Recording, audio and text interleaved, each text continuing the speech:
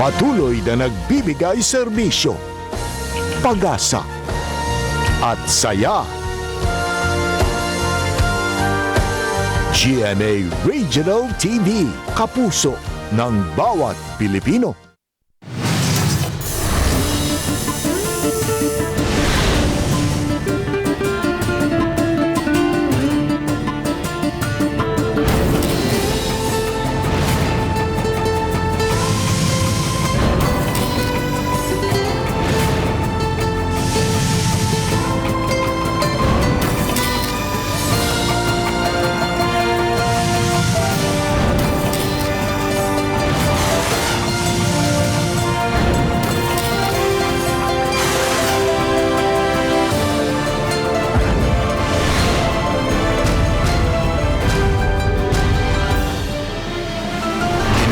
GMA Regional TV, Balitang Bisdak.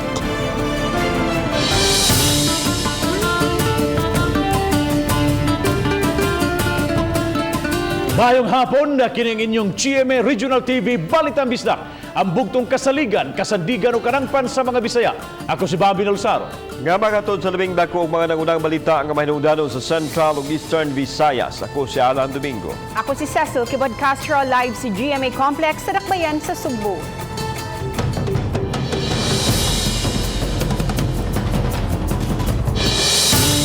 Napunan pa ang mga tao nga giswab sa gilockdown nga area sa barangay Kubakob, Dakbayan sa Mandaue. Kahinumdaman ang dapit apektado human may usa ka namatay nga padung na untang ilubong apan hibaw ang positibo di ay sa COVID-19. Sa pagkakaroon, gi-monitor ang sitwasyon sa maong dapit. Kini ang report ni Nico Sereno. Ikasiyam kaadlaw karon sukad gipatuman ang lockdown sa puro 4 barangay Kubakob, Mandaue City. Kahinumduman, gihimo kini human may usa ka lalaki nga taga didto ang namatay ug wahina nga nasayran nga positibo di ay sa COVID-19.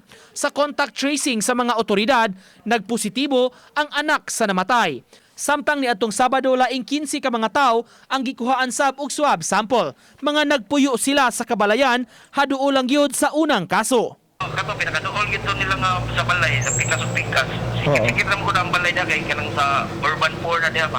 Diha man na silang ihaya ang kuan niya. Sikit-sikit lang ang balay na kabisita gina sila. Sa dato sa barangay, 30 ka balay tanan ang naka-lockdown kundiin 48 ka pamilya ang apektado. Di man tanan ang gikuhaan og swab sample apan gimonitor ang sitwasyon sa mga nanimuyo sa dapit. Gwardyado sab ang lugar sa mga tanod aron walay makagawas-gawas. Meron sa mga sinasuko niya pero ang orang gipasapot og taro nga protokol mi sa tong gobyerno business barangay ko ra sa tingni kanang di tuman sa kuan sa balahod ba niya si Paco sa dog makadaghanan niya no ng positive. Sa dato sa Mandaue City kagahapon, 11 ka mga kaso sa COVID-19 ang napuno ug may 5 sab ka bag-ong recoveries. 198 na ang aktibong kaso sa Dakbayan ug dunay 102 nga namatay. Uban ni Cleofer Lumayag, Nico Sereno, Balitang Bisdak. 8 ka mga balay ang gilockdown ug 40 ka mga tao usab ang gipaswab test sa barangay Pardo ning Dakbayan, Cebu. Nunot ka sa daing nga pagka-expose sa gihaya nga nagpositibo usab sa COVID-19. Samtang ikatakdang umulon sa IATF ang mga guidelines nga i-appeal unya sa executive orders sa mayor. Ania ang report. Suma ni Kunsel Joel Garganera ang Deputy Chief Implementor sa IATF nga gikinahanglang matutukan ang lagda sa paghipo sa mga minatay. Kini human adunay gihaya sa sulod sa kapilya sa barangay Pardo apan awahinang nahibawan nga nagpositibo di ay sa COVID-19. Matod sa opisyal nga napahigayon ang contact tracing din 40 ka mga tawo na paubos sa swab test, lakip ng 2 ka mga bombero nga nagdala sa lalaki sa ospital. 8 sab ka balay ang gi-lockdown tungod sa nasoing panghitabo. Right now, nahuman na natog contact trace ang na-swab ang katong nasa funeral parlor, ang mga personnel dito. Unya, nani siya yung mga paryente, membros pamilya nga who are residents of Pasil and who are residents of Mabolo. So, I think right now, na-swab na sila as we speak. Sa inisyal nga lakang sa IATF, ang mga tao nga PUI o PUM nga napaubos sa swab test ug namatay isipon nga COVID case samtang magpaabot sa resulta. Kung ingon ini, Dili mamahimong hayaon tungod sa peligro nga mamugna nini ngadto sa katawhan. Hinuon gilakda pang ipagawas sa IATF ang guidelines mahitungod nini. Nagkaiusa mi nga if a person is PUI or PUM and you are subject to a swab test, we will treat him or that person nga namatay as a COVID case. No? As the saying go by, it's better to be safe than be sorry. Kauban si Marlon Milgaso, ako si Alan Domingo. Balitang Bisdak.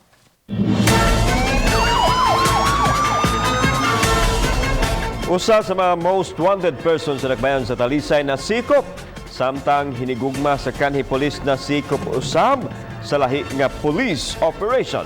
Si Chona Carion sa report.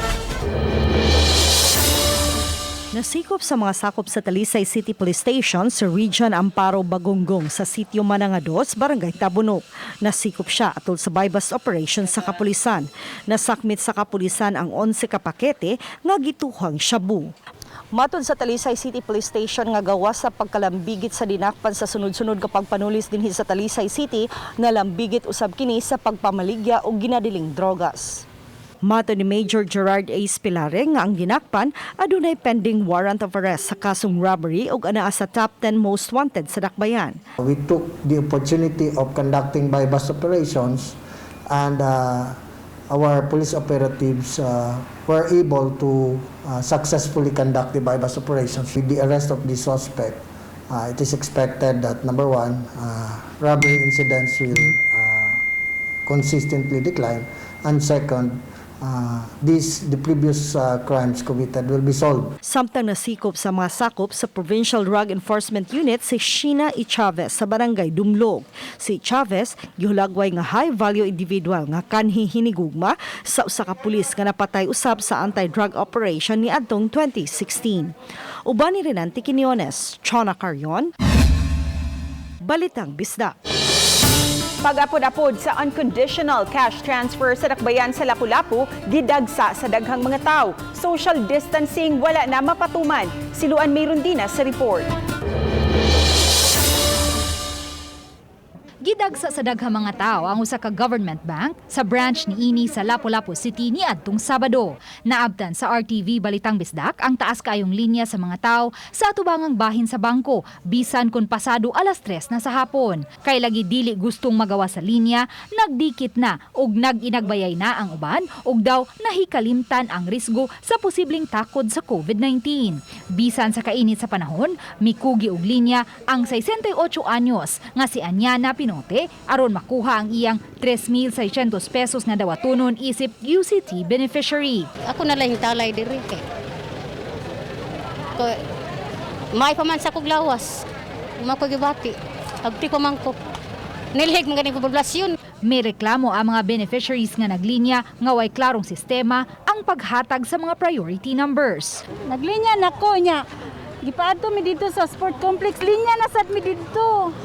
Nya pag-abot na mo dire, linya pwedeng taasa, wala mag-isibog ba. Kanina rami 8:00 dire.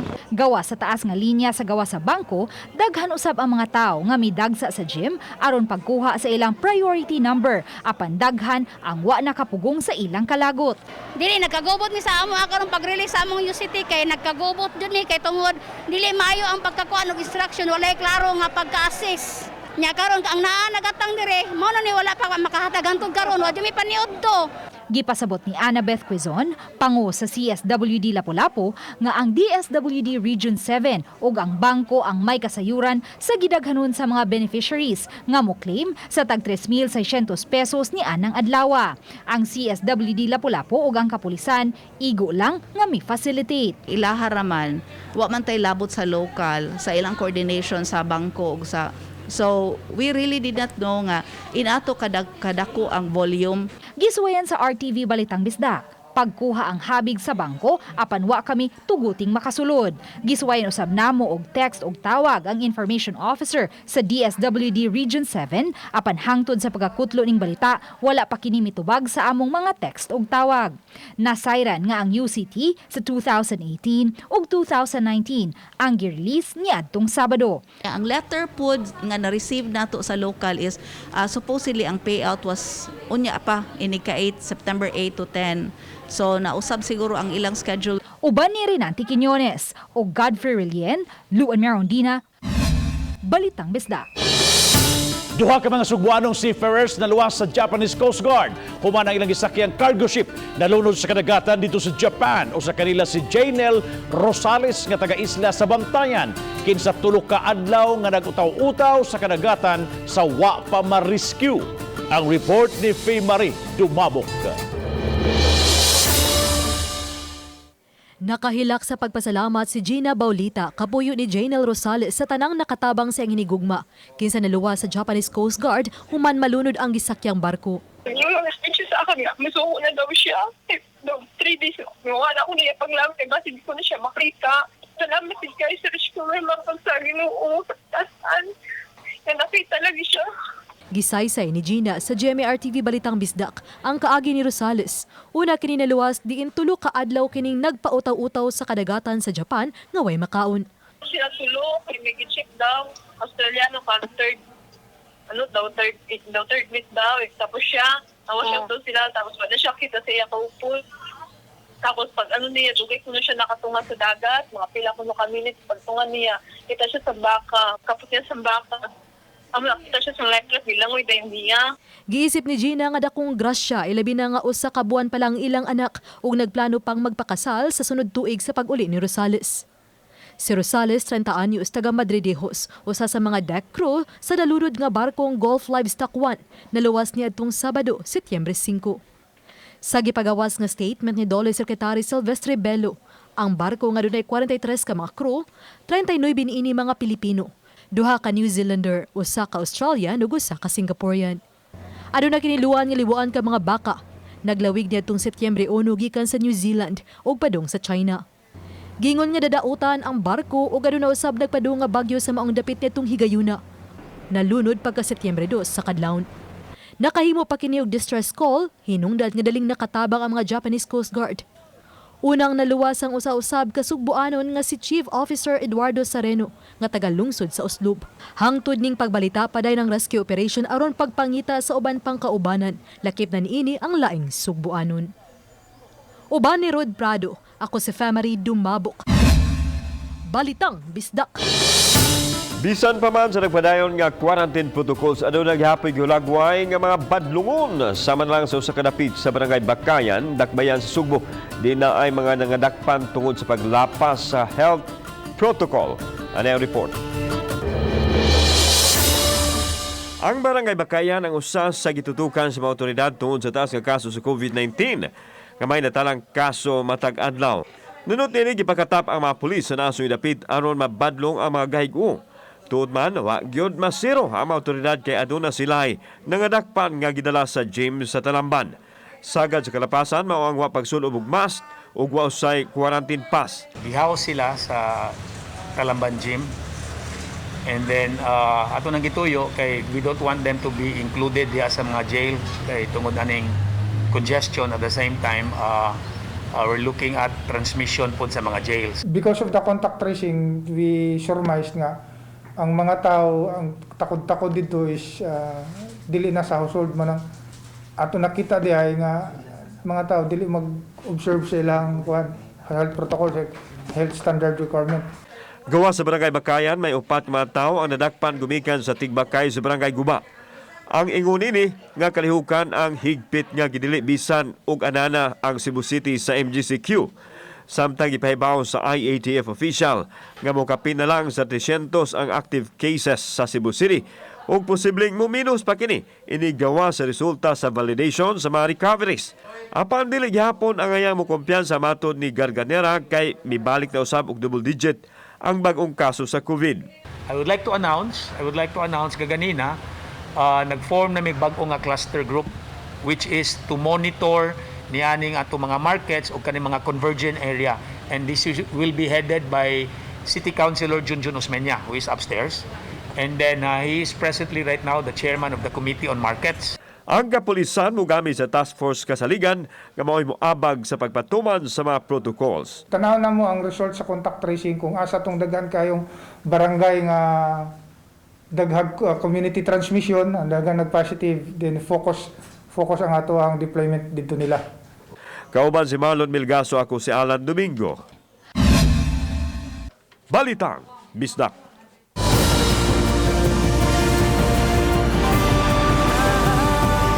Kini ang GMA Regional TV Balitang Bisdak.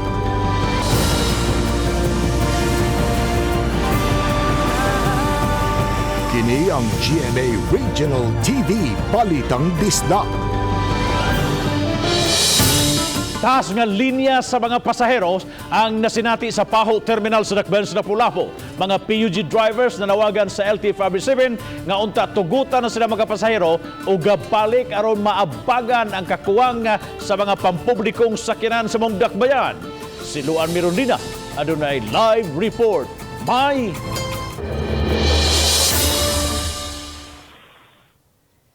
Bab, kay ubos na sa MGCQ ang Metro Cebu ug ang tanang bahin sa lalawigan, mi-operate na ang halos tanang mga establishmento hinungdan sa pagdagsa sa mga pasahero sa mga pampublikong sakyanan.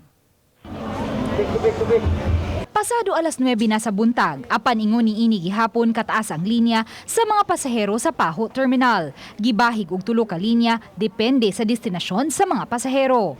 2 ka linya alang sa 2 ka rota paingon sa Mandaue ug ang tunga nga linya alang pa Cebu City. Sa pagkakaroon, may 23 lang ka mga unit sa modern jeepneys ang nagdagan gikan sa dakbayan sa Lapu-Lapu palabang sa Mandaue ug Cebu City.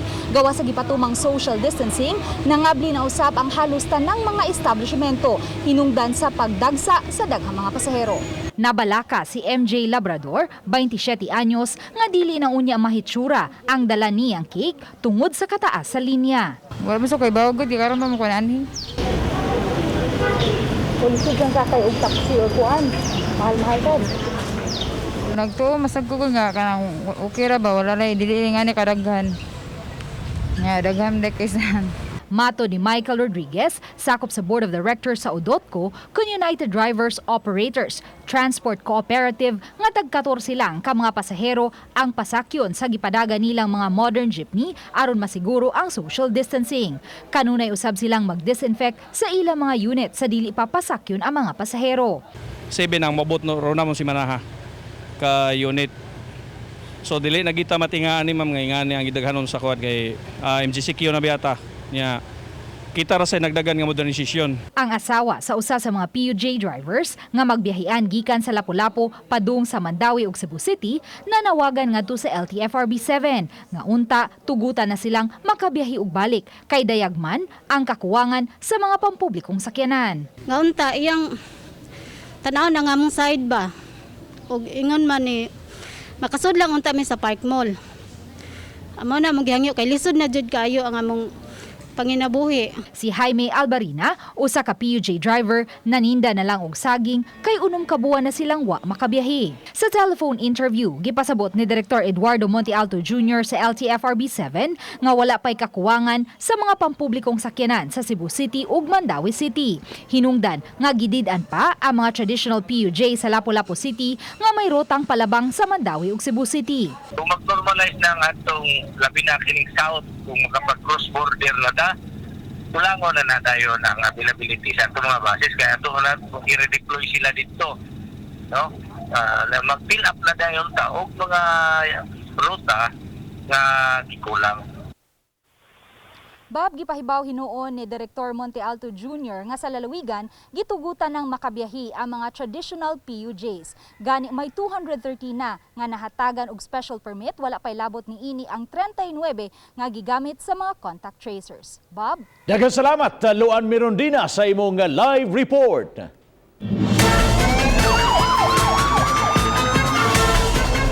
Usa ka freelance contractor na dakpan sa mga otoridad tungod sa malaway nga binuhatan ngadto sa mga bata nga iyahang bidyuhan.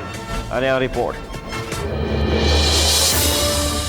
Wakaog po sa kamot sa balaod ang 41 anyos nga freelance contractor nga si Jose Nunez by Luces tungod sa kasong qualified trafficking. Nasakpan siya sa aktong memolistiya sa mga minor de edad sulod siya sa kinan sa bukirang bahin sa barangay Kiyot, Dakbayan sa Sugbog hapon sa kadlawon. Naluwas sa mga sakop sa Cebu City Police Office ang 3 ka mga minor de edad, usa ka lalaki ug 2 ka babae atol sa operasyon. Matod ni Police Colonel Josefino Ligan, ang Cebu City Police Office Director, nga hayluon sa suspek ang mga bata og bisan unsa dayon ipa-perform og sexual act samtang kuhaan niya og video. Taon-taon na kining gireklamo sa mga tao ang giingong daotang binuhatan ni Nunez. Daghan na kayong mga reklamo ng gawas against siya, which is ingunan na agad ang modus manghaylo og mga bata, paimnon, tigag pagkaon, then at the time nga makuha na ang loob sa bata, muna na iyahang dalhon. Nakuha gikan sa dinakpan ang 3 ka mga cellphones nga gisumiter nila sa RACO 7 anang sa examination. Gisusi usab sa kapulisan kung gipangwarta ba niini ang naasoyng mga video. Dugang sa kapulisan nga kanunay magpakarong ingnon ang suspek nga apor aron makalusot sa magic point kinsa magmuta og karatula sa sakyanan nga taga-ahinsya sa kagamhanan. Katong mga ginikanan nga ang mga anak na biktima aning taon na palihog og anhi sa opisina para madugagan nato iyang kaso. Karong adlaw ginakda siya pasakadong kaso samtang wa pa kakuha siyang habig ang dinakpan nga nakaroon sa detention cell sa Cebu City Police Office. Kauban si Marlon Melgaso, ako si Alan Domingo. Balitang Bisdak. Gisikop ang napulo ka mga lalaki apil ang usa ka barangay kapitan humanasakpan nga nagtigbakay sa barangay Bayakabak, Maribohok, Bohol. Nasikop si barangay Captain Giovanni Lerin Rojas, 41 anyos, sa barangay Kalayugan Norte, lungsod sa Luon, ug siyam kalaing mga sabongero gikan sa Tagbilaran City. Nasakmit gikan kanila ang logbook, stag registry forms, digital weighing scale, improvised board, attached yellow pad with entry names, 3 ka buok nga patay na nga manok nga igtatari ug buhing manok igtatari, gaffer ug 2,240 cash. Ang mga dinakpan magatubang og kasong gumikan sa pagkalapas sa Presidential Decree 449 kun cockfighting law.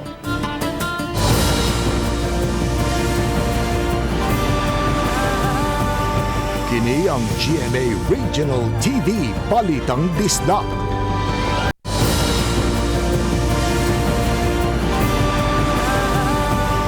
Kini ang GMA Regional TV Balitang Bisdak. Good news alang sa mga social amelioration na program beneficiaries sa Dakbayan sa Lapu-Lapu. Iapod-apod na sugod na karong simana ang second tranche ngadto sa mga SAP beneficiaries nga wa makadawat og text gikan sa third party payment provider. Si Luan Mirondina sa report.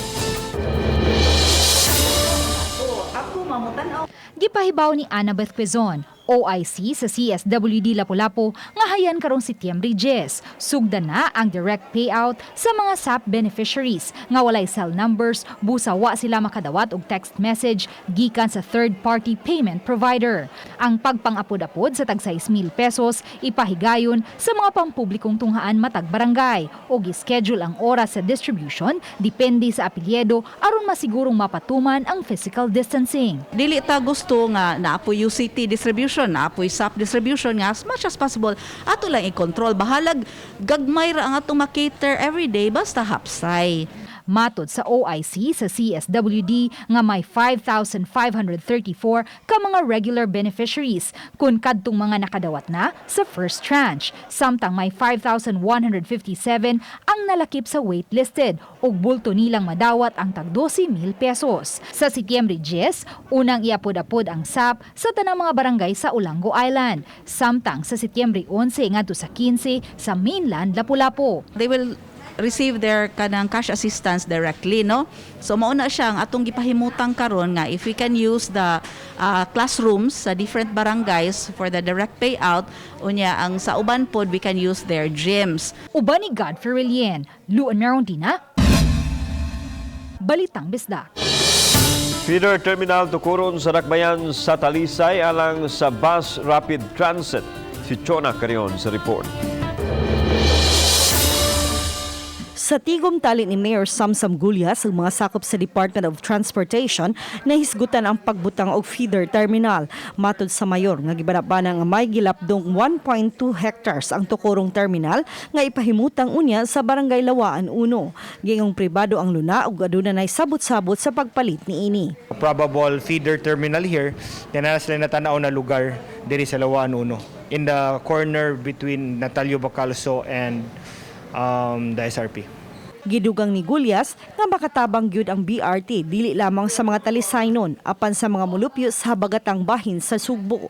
Usa-usab sa gisgutan nga suliran ang trapiko kung aduna nay tukuron nga feeder terminal sa Dakbayan.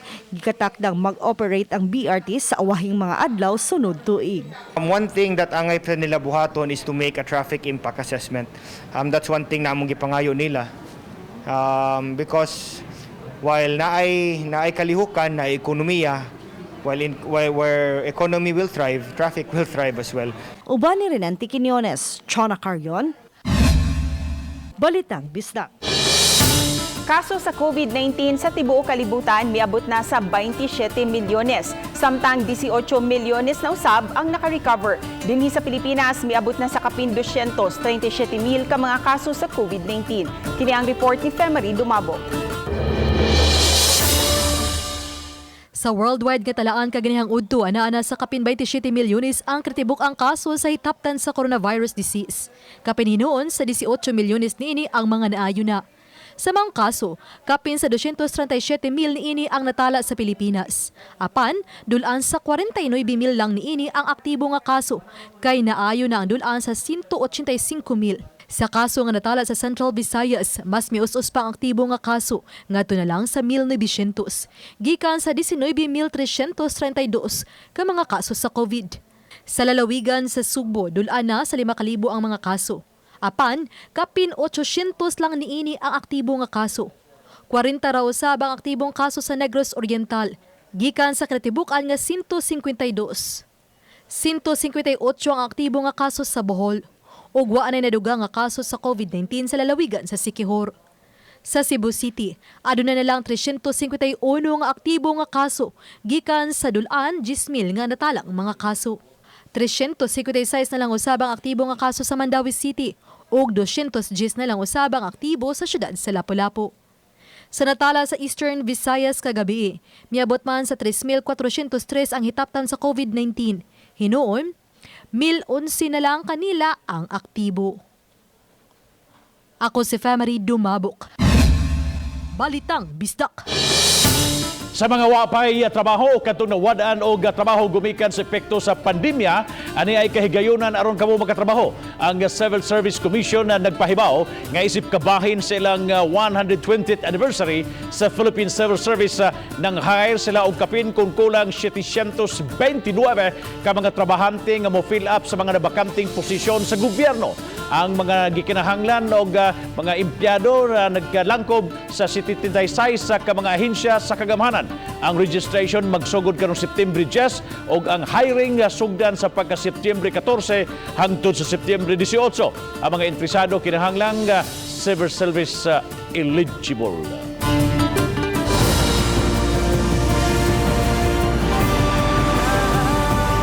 Kini ang GMA Regional TV Balitang Bisdak.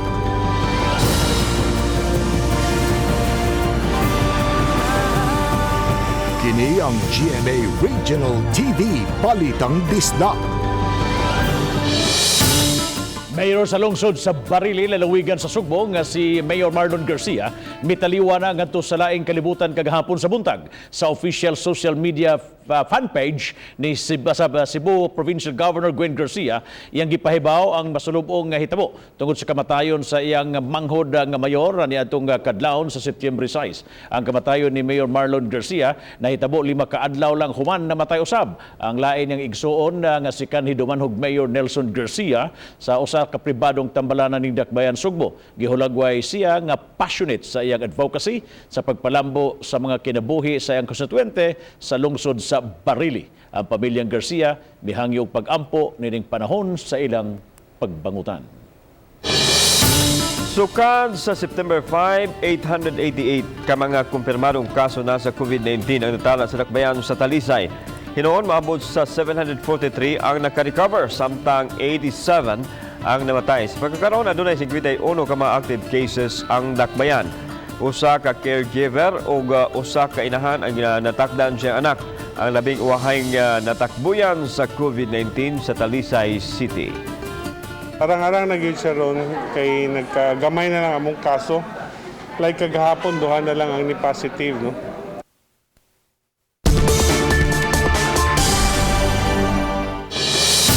Laing Sugbuanon ang naghatag og dungog karon sa natad sa paugnat sa kusog. Si James De Los Santos nakaani na og 8 ka mga gold medals sa virtual kata ug ikaduha na sa rank worldwide. Kini ang report ni Femery Dumabo.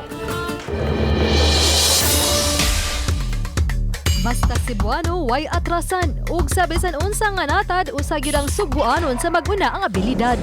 Kini ang subling napakita ni James De Los Santos, 30 anyos, Filipino-American apan natawo og nagdako dinhi sa Sugbo. Medalist si De Los Santos sa mga niaging SEA Games sa karate ug bisan ning panahon sa pandemya, nakigtigi siya pinaagi sa virtual kata. Sukad sa pagsugod, 8 na ka gold medal iyang nakuha ug ikaduha na siya sa ranking worldwide. I'm really happy to have represented in these international competitions, not just as a Filipino, but also proudly a Cebuano. Iyang giangkon nga biktima siya sa bullying sa bata pa siya ug usa sa nakaagat kaniya nga magkat-on og karate. Teaches one to develop his or her character, which is to always remain humble, respect others, refrain from any violence. Si De Los Santos nga nakabase karon sa Pasay City, mitugan nga na-inspire sab siya sa pipila ka mga Sugbuanon ug mga Pinoy nga niila kaniya isip usa sa garbo sa nasod. Uban ni Rod Prado, ako si Femery Dumabo. Balitang Bisdak. Mga kapuso, inyong makita kining maong episode sa official website sa GMA Regional TV sa www.gmaregionaltv.com. Bisitaha usab ang atong official YouTube channel GMA Regional TV o i-click ang subscribe button alang sa mga init ug nagunang mga balita o kasayuran gikan sa mga rehiyon. Daghang salamat sa mga kapuso nato apil lang na sa gawas sa nasod nga nikisayon sa mga dagko ug mga nagunang balita sa rehiyon. Ako si Alan Domingo. Ugi ka namong tanan din sa Central ug Eastern Visayas. Ako si Cecil Kibod Castro. Ang inyong balita, ang among balita, kay matag lokal nga balita mahinungdanon. Kini ang inyong GMA Regional TV Balitang Bisdak. Buong puso para sa Pilipino. Ako si Bobby Nalsaro. Maayong hapon magkapuso og 108 days na lang. Pasko na! Maayong hapon kanatong tanan mga kapuso.